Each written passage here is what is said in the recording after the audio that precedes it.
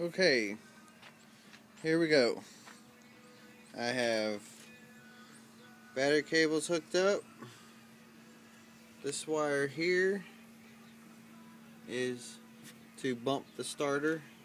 I've got the other end right here. So when I touch this, bumps it over.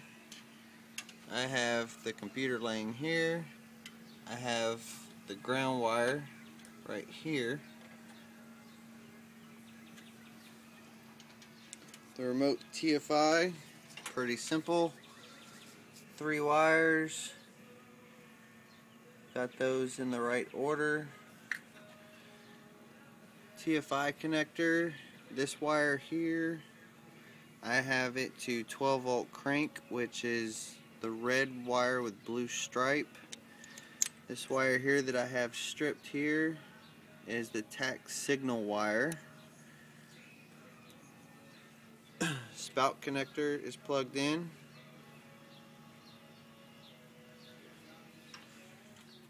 Over here I have the black and gray connectors.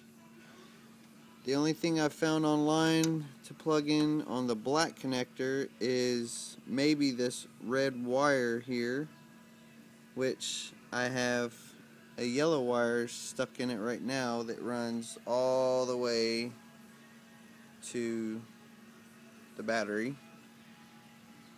I have this here, which on the body or on the computer side of the harness is the blue or the red with blue stripe, which should be ignition hot. On the coil I have this wire tapped into the tack signal, which I tried to just bypass from the TFI straight to the coil. I am getting voltage on it though. I am getting 12 volts on it, which I'm not sure if that's correct or not. I am getting 12 volts on this side of the coil. And I'll grab my voltmeter here, see if I can try to do this while holding the camera. I'm going to hook up my ground probe for a second.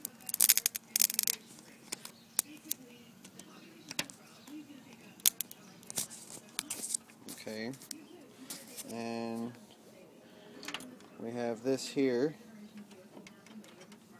the lead, and if I tap onto the middle probe here on the TFI connector, I'm getting 11.18 volts.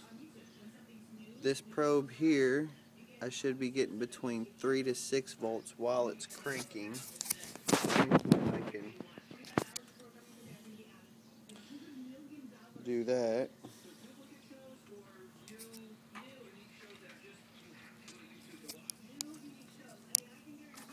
Well, I'm going to have to put it down for a second.